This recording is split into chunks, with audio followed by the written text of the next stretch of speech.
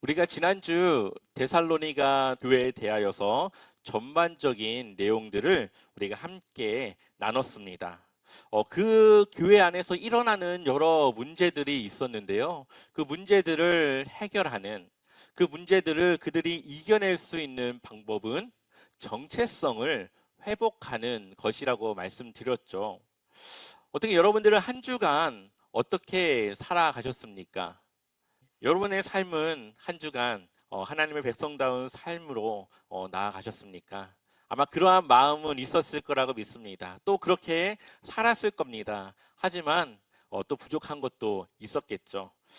하나님의 정체성을 우리가 잃지 않고 살아간다고 하는 것은 어렵습니다. 쉽지 않습니다. 왜냐하면 우리가 감당해야 될 것들이 있기 때문에 그렇죠. 때로는 그것이 손해가 될 수도 있고 불이익을 당할 수도 있고 또한 내 이익을 포기해야 될 수도 있습니다. 어, 내 이익을 우선으로 하며 살아갈 때는 내 정체성이 흔들릴 수가 있지만 또 그것을 포기할 때 우리는 하나님의 백성으로서의 정체성을 가지고 살아갈 수 있는 것이죠. 그러나 우리가 그 이익을 포기할 수 있는, 그리고 내가 손해를 감수할 수 있는 그 근본은 하나님께서 나를 이끄시고 나를 책임지시고 하나님께서 그 손해를 다시 채우시고 그것을 만회해 주실 것이라고 하는 그 믿음이 우리 안에 있을 때 우리는 기꺼이 그것을 포기하고 감수하고 희생할 수 있는 겁니다. 이것이 바로 우리의 정체성을 가지고 하나님을 향한 우리의 믿음으로 살아가는 그러한 삶인 것이죠. 바울은 늘 자신의 삶을 희생하고 헌신했습니다. 그 이유는 바로 그러한 하나님이 채우실 것에 대한 믿음을 가졌기 때문이죠. 자신이 가진 것과 상관없이 그는 고백하기를 내게 능력 주시는 자 안에서 내가 모든 것을 할 수 있느니라 라고 고백하였습니다. 바로 그러한 믿음이 바울의 삶을 자유케 했습니다. 가지고 있건 가지지 않았건 그가 해야 될 하나님의 일에 대해서는 하나님이 내게 능력 주셔서 그 모든 것을 할 수 있게 인도해 주실 것이라고 믿었던 것이죠. 그래서 바울은 데살로니가 교회에서 사역할 때도 그 삶을 헌신했고 자신의 유익과 이익을 포기하며 살았습니다. 그것은 그 교회를 사랑했기 때문이죠. 데살로니가 교회를 사랑했기 때문에 그들이 오해하지 않도록, 그들이 이 바울의 이 복음을 뭔가 다른 뜻을 가지고 있는 다른 어떤 것으로 오해하지 않도록 그는 그 교회에 대해서 자신에 대한 대가를 받지 않고 그 자비랑으로 자신이 돈을 벌어서 생계를 유지하며 그들을 훈련시키고 복음을 전하는 그러한 삶을 살아가게 되었습니다. 그래서 그가 아침에는 노동을 하였고 저녁에는 오후에는 그 사람들과 함께 말씀을 나누고 훈련을 시키는 그러한 일들로 이 데살로니가 교회를 세워 나갔던 것입니다. 데살로니가 후서 3장 8절 말씀 우리 한번 읽어볼까요? 같이 읽어보겠습니다. 누구에게서든지 음식을 값없이 먹지 않고 오직 수고하고 애써 주야로 일함은 너희 아무에게도 폐를 끼치지 아니하려 함이니. 아멘. 왜 그렇게 했습니까?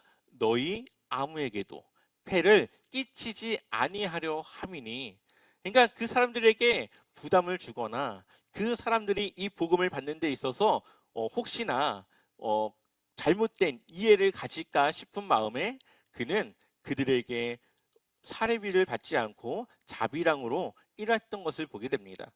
사실 바울은 자신의 정당하게 그것을 받을 수도 있었지만 이 사람들에게 폐를 끼치지 않으려고 그는 그 선택을 했다라는 거죠. 한번 그림을 한번 볼까요? 그림을 보면 집이 좀 현대식으로 되어져 있죠. 이 건물은 인술라라고 하는 그런 건물입니다. 로마 시대 때 이제 이러한 양식의 집들이 있었는데요. 1층은 이러한 상점이 들어가 있습니다.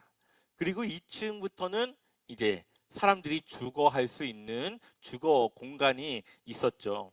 지금으로 치면은 주상복합 아파트와 같은 그러한 건축 양식입니다. 그래서 바울은 여기 1층에서 자신이 해야 될 그 일, 이제 텐트를 만들고 하는 일들을 하고 그 2층이든 3층이든 자신이 이 세를 받아서 얻은 그 집에서 이제 사람들을 가르치고 성경을 가르치고 하는 그러한 일들을 했습니다. 그래서 낮에는 일을 하고 저녁에는 이제 그들을 훈련시키는 그러한 일들을 감당했다라는 거죠. 그래서 바울은 그가 잠이 매우 부족하다라고 말을 합니다. 그래서 매우 피곤한 삶을 살아가고 있다는 것이죠. 그럼에도 그가 이렇게 했던 이유는 복음의 그 가치를 훼손하지 않고 전하기 위해서 그는 자신의 시간, 자신의 노동, 자신의 삶을 헌신하고 살았던 것입니다. 이때 당시에는 지난주에 말씀드렸다시피 후견인이라고 하는 제도가 있었습니다. 좋은 기족을 만나서 그 사람이 후견인이 되면 그 후견인을 받은 그 사람은 그냥 그 주는 돈을 가지고 일하지 않아도 먹고 살 수 있는 그러한 것을 이때 당시 많은 사람들이 꿈꿨다라는 거죠. 근데 그런 사람들 중에 어떤 사람들이 있었냐면은 소피스트라고 하는 사람들이 있습니다. 좋게 말하면 철학가, 나쁘게 말하면 달변가. 말을 굉장히 잘해서 사람들에게 그럴싸한 말들을 해서 와, 이 사람 참 대단한 사람인가 보다 후원을 막 합니다. 근데 나중에 알고 보니까 이 사람이 하는 말이 다 엉터리, 그냥 그럴싸한 말. 그래서 자신의 이 달변을 걸리면 또 다른 지역으로 옮겨가서 또 그렇게 해서 이 생계를 꾸려나가는 이 소피스트들, 이 사람들이 있었기 때문에 바울이 만약에 이 복음을 전하고 돈을 받는다? 그럼 누가 똑같은 겁니까? 소피스트가 똑같은 것이겠죠. 그런 사람들은 바울이 전하는 복음을 아이, 저 사람도 뭐 그럴싸한 말로 그냥 하는 거겠지. 돈 벌려고 저렇게 무언가 그럴싸한 말을 하는 거겠지. 오해할 수 있는 겁니다. 그래서 바울은 그 복음을 있는 그대로 그들이 받을 수 있도록 그거에 대한 대가를 받지 않고 생계는 자신이 유지하면서 그들에게 복음을 전하는 일을 했습니다. 그래서 자신이 이 일하는 이 떳떳한 이 노동의 대가를 받는 자신을 통해서 게으르게 놀면서 먹고 살려고 하는 그 사람들에게도 너희가 그렇게 하는 것은 주님을 기다리는 좋은 모습이 아니다. 너희가 일해야 된다. 일하지 않으면 먹지도 말아라 하면서 떳떳하게 이야기할 수 있는 것이죠. 데살로니가 후서 3장 6절을 보면 형제 자매 여러분, 우리는 주 예수 그리스도의 이름으로 여러분에게 명령합니다. 무절제하게 살고 우리에게서 받은 전통을 따르지 않는 모든 신도를 멀리 하십시오. 아멘. 이때 당시 문화적으로 아직 벗어나지 못한 예수님을 믿는다고 하지만 여전히 그 문화 안에 살아가고 있는 그 사람들에게 하는 이야기입니다. 자신의 삶을 절제하지 못해서 늘 죄를 짓고 또한 게으르게 살아가서 일하지 않으며 먹고 살려고 하는 그 사람들에게 누구를 본받으라고요? 우리를 본받으라고 말하고 있죠. 데살로니가후서 3장 7절 말씀 우리 한번 읽어보겠습니다. 우리를 어떻게 본받아야 하는지는 여러분이 잘 알고 있습니다.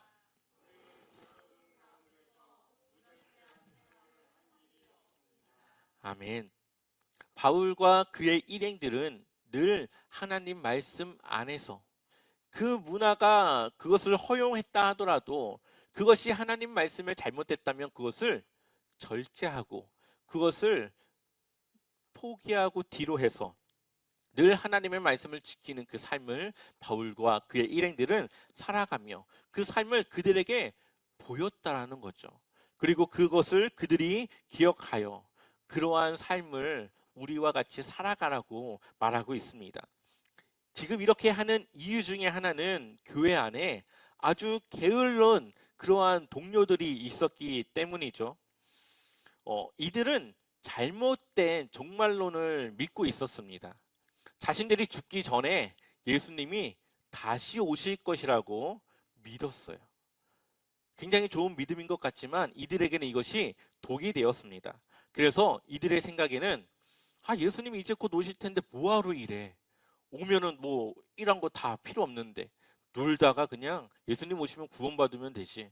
그냥 예수님 오시면 그냥 우리가 함께 구원받으면 되지. 뭐하러 이래 힘들게.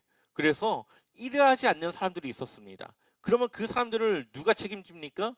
교회 안에 그 성도들이 이 일하지 않고 먹고 살기 힘든 이 사람들을 조금씩 조금씩 도와줍니다. 그러면은 누구도 힘들어요? 교회 안에 다른 사람들도 힘들겠죠.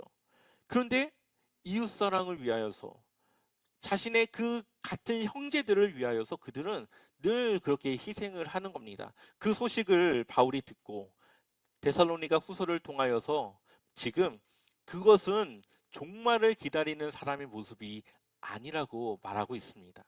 정말 이 종말을 기다리며 살아가는 사람들은 주님이 주신 그 일상 속에서 주어진 일을 최선을 다해 살아가고 땀 흘려 번 노동의 대가를 가지고 그 삶을 이어나가며 또한 그것을 통해 정말 일하고 싶지만 일하지 못하는 그 사람들을 돕는 것. 그것이 바로 하나님이 원하는 주님의 때를 기다리는 그리스도인들의 그러한 일상의 모습이라는 것을 말하고 있는 것이죠. 그것이 하나님의 뜻이고 그것이 하나님의 거룩한 삶인데 그것의 구체적인 세 가지의 모습이 바로 믿음, 사랑, 소망입니다. 고린도전서 13장에서는 믿음, 소망, 사랑이라고 나오죠. 근데 여기서는 믿음, 사랑, 소망.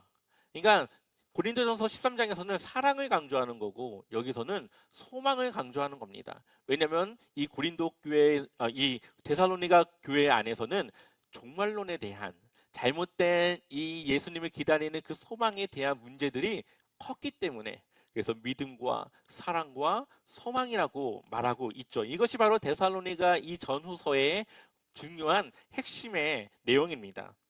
그다음 먼저 믿음의 역사를 한번 볼까요? 바울은 이들의 믿음의 역사가 어떻게 드러났냐? 이들의 회심을 통해 드러났다라고 이야기를 합니다. 그래서 데살로니가전서 1장 8절 우리 같이 읽어보겠습니다. 주의 말씀이 너희에게로부터 마게도냐와 아가야에만 들릴 뿐 아니라 하나님을 향하는 너희 믿음의 소문이 각처에 퍼졌으므로 우리는 아무 말도 할 것이 없노라. 아멘. 지금 바울은 이 데살로니가 교회를 칭찬하는데 그들의 믿음에 대한 소문이 각처에 퍼져서 하나님을 향한 그 믿음을 가진 사람들에게까지 그 소식이 들려줘서 도전이 되어지고 있다라고 말하고 있습니다. 여기는 조금의 과장법이 좀 있습니다. 어떻게 이 조그마한 교회가 이렇게 큰 소문을 내길 수 있겠습니까? 하지만 이들이 그만큼 믿음을 통하여서 변화된 삶을 살아가고 있다는 것을 바울은 확실히 알고 있다는 것을 전하는 것이죠. 그들이 어떻게 변했을까요? 9절 말씀을 보면 그들이 우리에 대하여 스스로 말하기를 우리가 어떻게 너희 가운데에 들어갔는지와 너희가 어떻게 우상을 버리고 하나님께로 돌아와서 살아계시고 참되신 하나님을 섬기는지와 아멘. 그들이 우상을 버리고 참되신 하나님을 섬기는 그 모습으로 변했다라는 거죠. 그것이 뭡니까? 믿음의 역사입니다. 사람의 생각과 사람의 삶을 사람이 바꿀 수 없습니다. 조금은 개선시킬 수는 있지만 바꿀 수는 없습니다. 그러나 하나님을 향한 믿음의 역사는 이전의 것을 버리고 주님의 것을 취하는 그러한 놀라운 역사의 변화를 우리에게 주시는 것이죠. 그것이 바로 이 데살로니가 교회가 보여주는 믿음의 역사입니다. 그래서 이들이 어떠한 믿음으로 살아가냐? 한번 데살로니가전서 1장 10절 말씀 우리 한번 같이 읽어볼까요? 같이 읽어보겠습니다. 또 죽은 자들 가운데서 다시 살리신 그의 아들이 하늘로부터 강림하실 것을 너희가 어떻게 기다리는지를 말하니 이는 장래의 노하심에서 우리를 건지시는 예수니라. 아멘. 이들이 누구를 기다리고 있습니까? 예수님을. 그들은 예수님이 다시 오실 것을 믿고 그러한 소망으로 지금 기다리며 살아가고 있습니다. 이전과 다른 모습의 삶을 살아가고 있는 것이죠. 그리고 그들의 그러한 모습 속에 나타나야 될 것은 바로 사랑의 수고라고 말합니다. 이들이 해야 될 사랑의 수고는 하나님께 대하여는 우상을 버리고 주님께로 돌아온 것이 그들의 사랑의 수고이고, 이제 이것이 이웃에게로 넘어가야 되는데 그것에 대해서 바울은 변해야 될 것들에 대해서 권면합니다. 데살로니가전서 3장 12절을 보면, 또 우리가 여러분을 사랑하는 것 같이 주님께서 여러분끼리 서로 나누는 사랑과 모든 사람에게 베푸는 여러분의 사랑을 풍성하게 하고 넘치게 해 주시기를 빕니다. 아멘. 그러면서 무엇을 이야기하냐? 두 가지에 대해서 이야기합니다. 하나는 부부 간의 사랑에 대해서, 또 하나는 이웃과 형제 간의 사랑에 대해서 이야기합니다. 먼저 이 부부 간에 지켜야 될 사랑에 대해서는 데살로니가전서 4장 3절과 4절에 나와 있는데요. 같이 한번 읽어보겠습니다. 하나님의 뜻은 여러분이 성결하게 되는 것입니다. 여러분은 음행을 멀리하여야 합니다. 각 사람은 자기 아내를 거룩함과 존중함으로 대할 줄 알아야 합니다. 아멘. 지난주에 잠깐 말씀드렸다시피 이때 당시 성인 남자들에게는 이 성적인 무제한의 자유가 주어졌습니다. 대상이 누구든 그 나이가 어떻든 상관없이 기준도 없는 그러한 것들 안에서 너무 자기의 아내를 두고도 너무나도 무분별한 그런 삶을 살았습니다. 그런데 바울이 말하는 것은 너희가 성결하게 살기 위해서는 이제는 그것을 절제하고 오직 아내만을 위해, 아내만을 향해 살아가야 된다. 그 아내를 존중해야 되고 그 아내를 나와 동등한 위치에서 생각하며 그렇게 그 아내를 대해야 된다라고 말하는 겁니다.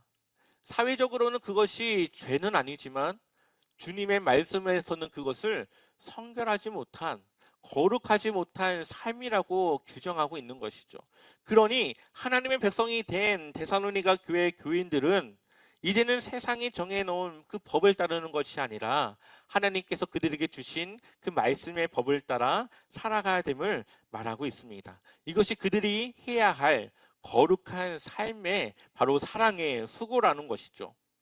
또한 이것은 오늘날 남편들뿐만 아니라 아내들에게도 모든 부부들에게 적용되는 그런 말씀이라고도 볼 수가 있습니다. 또한 형제들에게 대해서는 어떻게 해야 되냐? 우리 한번 4장 11절, 12절 두 절의 말씀 같이 읽어보겠습니다. 그리고 우리가 여러분에게 명령한 대로 조용하게 살기를 힘쓰고 자기 일에 전념하고 자기 손으로 일을 하십시오. 그리하여 여러분은 바깥 사람을 대하여 품위 있게 살아가야 하고,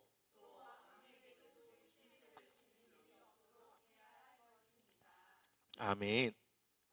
결국은 형제들에 대한 사랑은 그 형제들에게 부담을 주지 않는 것. 여기서 말하는 형제들은 교회 안에 이 공동체를 말하는 것인데요. 그 공동체에게 이 부담을 주지 않는 삶을 살아야 된다라고 말하는 겁니다. 그러기 위해서는 일을 할 수 있는데 일을 하지 않는 그 사람들을 향해서 열심히 일을 해서 돈을 벌고 그에 대한 대가를 받아 살아가야 한다라고 말하는 것이죠. 후견인을 만나서 편하게 살 생각하지 말고 일할 수 있으면 일을 해서 그것으로 생계를 유지해서 형제들이 그 교회 공동체가 바로 너 때문에 부담을 느끼고 너 한 사람에게 그 일들을 해야 되는 그 부담을 주지 말라고 말하고 있는 것입니다. 그렇게 하지 않는 것이, 그렇게 부담을 주지 않는 것 또한 그 교회 형제들에 대한 사랑의 수고라고 말하는 것이죠. 결국 이들은 자신이 그동안에 가지고 있었던 문화적인 모든 모습들을 바꿔 나가야 되는 겁니다. 그러한 삶을 살아가기 위해서 그러한 수고를 아끼지 않아야 되는 것이죠. 그래서 바울은 이들에게 예수님이 언제 올지 알 수 없다. 너희가 생각한 것처럼 살아있을 때 올 수도 있고 죽은 후에 올 수도 있는데 그때에 우리가 해야 될 모습은 우리에게 주어진 오늘의 삶을, 오늘의 일상을 땀 흘리며 열심히 감당하며 책임지며 살아가는 그것이 바로 우리의 거룩한 삶의 모습이라는 것을 바울은 이야기하는 것이죠. 우리에게 주신 이 1터는 하나님이 주신 선교지와 같고, 또한 우리에게 주어진 일상의 삶은 주님의 살아계심을 증거할 수 있는 그러한 복음의 능력으로 나타날 수 있는 겁니다.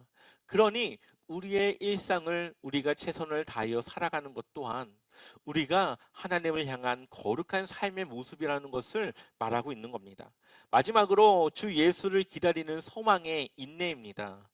인내라고 하는 것은 기다리는 것이죠. 그 기다림에는 믿음의 역사와 사랑의 수고로 채워 나가야 되는 겁니다. 그래서 바울은 세 가지를 이야기합니다. 데살로니가전서 5장 16절부터 18절, 우리가 너무나도 잘 알고 있는 말씀인데요. 항상 기뻐하라, 쉬지 말고 기도하라, 범사에 감사하라. 이것이 그리스도 예수 안에서 너희를 향하신 하나님의 뜻이니라. 아멘. 하나님의 뜻이 뭡니까? 우리가 항상 기뻐하는 것, 우리가 항상 쉬지 말고 기도하는 것, 범사에 감사하는 것, 이 세 가지가 예수 그리스도 안에서 살아가는 우리를 향한 하나님의 뜻이라는 거죠. 이 세 가지, 이 기쁨과 이 기도와 감사, 이 세 가지 중에 가장 핵심은 기도입니다. 가운데 들어가 있는 이 기도가 핵심이에요. 기도를 함으로써 우리는 기쁨을 누리고 감사할 수 있게 된다는 거죠. 이것을 조금 더 깊이 들어가 보면 우리가 기도할 때에 하나님이 응답해 주십니다. 우리의 마음에 맞는 것을 주실 때도 있지만, 때로는 내가 A를 기도했는데 B를 주실 때가 있어요. 내 기대와 다른 결과를 주실 때가 있습니다. 그런데 이것이 시간이 지나고 나면 오히려 더 내가 구한 것보다 더 좋은 결과를 가져오는 그런 하나님의 응답이었다는 것을 깨닫고 알 때가 있습니다. 그때 우리는 하나님께 감사하며 기뻐할 수 있는 것이죠. 그러니까 우리의 기도가 늘 내가 구한 것과 다른 결과가 온다 할지라도 우리가 낙심하지 않고 그것을 향하여서 기뻐하고 감사할 것은 하나님을 향한 믿음으로 그것이 더 좋은 것임을 받아들이는 것, 이것이 바로 우리가 해야 될 것입니다. 또 여기서 한 단계 더 들어가면 상황과 상관없는 그러한 기쁨과 감사가 있다라는 것을 볼 수가 있습니다. 바울이 얼마나 그의 상황을 뛰어넘는 감사와 기쁨이 있었는지는 이 빌립보 교회를 향한 편지 안에서 우리가 볼 수가 있습니다. 이 바울이 쓴 이 빌립보서는 지하 감옥의 투옥 중에 이 바울이 쓴 편지입니다. 우리가 그냥 이 감옥이라고 하니까 조금은 우리가 현대식의 그러한 감옥을 떠오르겠지만, 이 로마 시대의 지하 감옥은 인권이 없고요, 권리가 없고, 위생은 아주 땅에 떨어지고, 밥도 제대로 나오지 않고, 자기 생활이 없고, 가장 중요한 것은 오늘 죽을지, 내일 죽을지, 5분 후에 죽을지 알 수가 없습니다. 그냥 나오라고 하면 나가서 그냥 죽는 겁니다. 그러니 이 마음이 얼마나 불안합니까? 언제 죽을까? 언제 나오라고 할까? 늘 이 불안함이 있겠죠. 그런데 이 바울이 쓴 빌립보서를 보면 기뻐하라, 늘 기뻐하라, 이 기뻐하라고 하는 말이 매우 많이 나옵니다. 그 이유를 이 바울이 말하는데, 빌립보서 4장 12절 말씀, 나는 비천에 처할 줄도 알고 풍부에 처할 줄도 알아. 모든 일 곧 배부름과 배고픔과 풍부와 궁핍에도 처할 줄 아는 일체의 비결을 배웠노라. 아멘. 그러니까 자신의 주어진 상황과 상관없이 그냥 바울은 기쁘고 감사하고 그냥 그렇게 아무 문제 없이 살아갈 수 있는 비결을 배웠다. 어떻게 배웠느냐? 그 이후에 나오는 13절을 보면 내게 능력 주시는 자 안에서 내가 모든 것을 할 수 있느니라. 아멘. 하나님의 일은 내가 가진 것으로 하는 것이 아니라 주님이 주신 능력을 한다라는 것을 그가 알았고, 그것을 통하여서 어떠한 상황에 있든지 하나님이 행하실 그 일들을 기대하며 하나님이 나를 죽음의 길로 인도하시면 그것이 하나님의 뜻인 것이고, 나를 살리시면 또 복음을 전하는 것이 하나님의 뜻이고, 모든 것을 하나님의 뜻 안에서 그가 해결하고 해석하고 받아들이는 것을 그가 배우니까, 모든 것이 하나님의 뜻인 것을 그가 받아들이니까 그 안에서 기쁨이 있고 감사가 있고 불안이 아닌 평안이 그에게 있었다라는 것을 보게 되죠. 그것이 바울이 하나님을 향한 믿음이었습니다. 바울은 그 믿음으로 그 형제들을 사랑했습니다. 그는 그러한 사랑의 삶을 통하여 복음을 전하며 주님의 때를 기다리며 소망의 인내를 이루었다라는 거죠. 바울은 오늘 믿음, 사랑, 소망의 말씀을 바로 이러한 믿음을 통한 사랑, 사랑을 통한 기다림의 그러한 말씀을 우리에게 전하고 있는 것입니다. 하나님의 백성으로 사는 것은 추상적인 것이 아니라 우리의 삶 속에서 구체적으로 드러나야 되고 우리가 살아가야 하는 것입니다. 바울이 그랬던 것처럼 우리도 믿음으로, 사랑으로, 소망으로 살아가는 것이죠. 믿음에는 하나님의 능력의 역사가 일어나고, 우리의 사랑에는 우리의 수고가 있어야 되고, 주 예수를 기다리는 그러한 소망에는 인내를 우리가 가져야 됨을 말씀하고 있습니다. 여러분들은 무엇을 붙잡고 살아가고 계십니까? 혹시 여전히 물질, 사람의 인정, 세상의 안정감이 여러분들의 삶의 우상이 되고 있지는 않습니까? 하나님의 백성은 바로 이러한 우상을 버리고 주님께로 돌아가는 믿음의 역사를 이루는 것입니다.